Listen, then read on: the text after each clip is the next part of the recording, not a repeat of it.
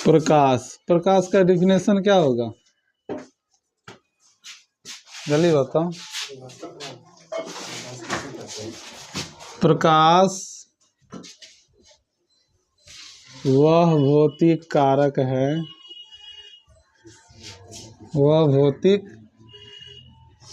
कारक है जिसकी सहायता से हम किसी वस्तु को देखते हैं या देखने की चेष्टा करते हैं।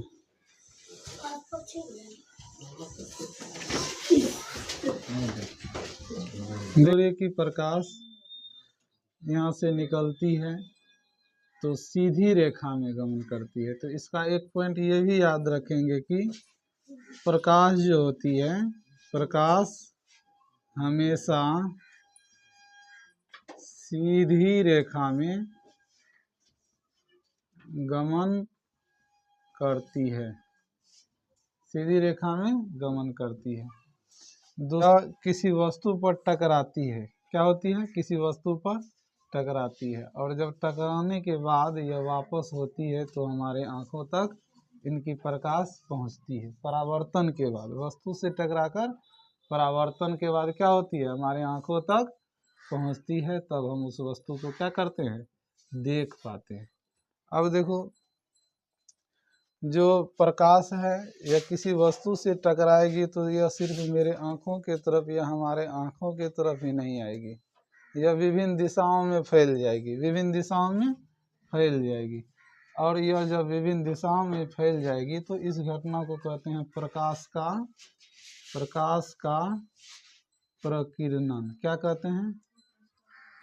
प्रकीर्णन। विभिन्न दिशाओं में फैल जाती है। मान लो कि ये वस्तु है,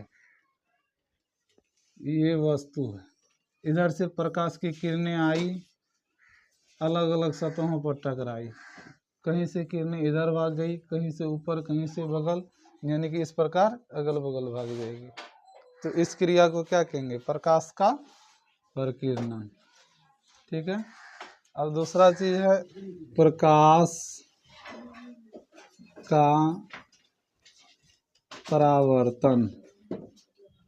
प्रकाश का परावर्तन, जब प्रकाश का परावर्तन होगा तो सबसे पहले एक समतल दर्पण लेंगे प्रकाश का परावर्तन को दिखाने के लिए, और इसके जो एक सतह होता है उस पर क्या होता है? रजतित किया हुआ रहता है। क्या क्या हुआ रहता है?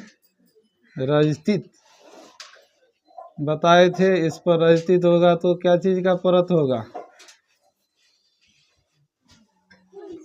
जल्दी बताओ। इस पर परत जो होगा वह क्या चीज का परत होगा? चांदी का परत होगा। किस चीज का परत होगा? चांदी का परत। और चांदी के परत पर पेंट किया हुआ रहेगा, कोई भी कलर का हो सकता है पेंट। ठीक है। अब देखो, यह ऊपरी सतह है और यह समतल है। सतह कैसा है?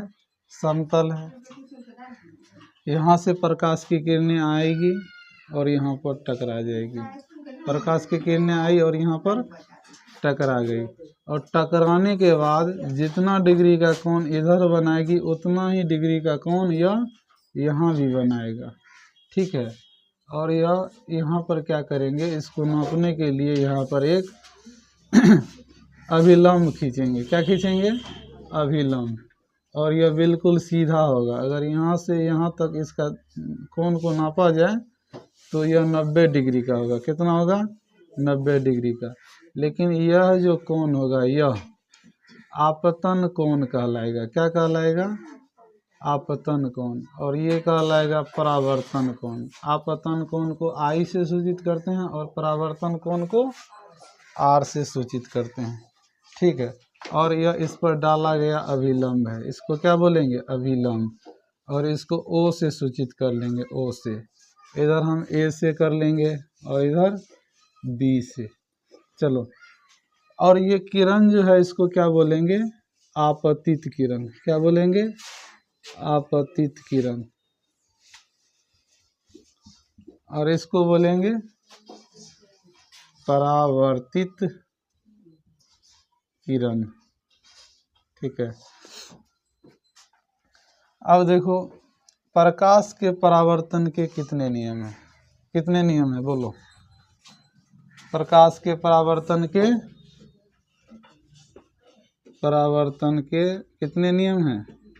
2 नियम। 2। इसका पहला नियम क्या कहता है? चित्र से स्पष्ट हो जाएगा कि पहला नियम क्या कहता है। ये देखो, आपतित किरण है, ये परावर्तित किरण है, और ये क्या है? अविलंब है। क्या है? अविलंब। और यह क्या है? आपतन बिंदु है, क्योंकि यहीं पर आकर यह टकराया, तो इसीलिए इसको बोलेंगे आपतन बिंदु। क्या बोलेंगे? आपतन बिंदु। ठीक है।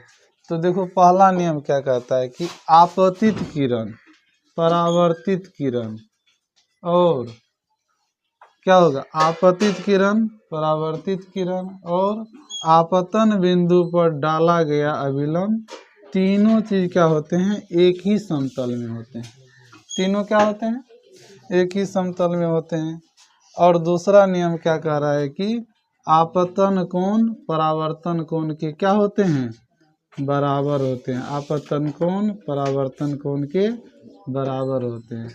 इसको हम ऐसे भी बोल सकते हैं, I बराबर R। I बराबर R। ठीक है।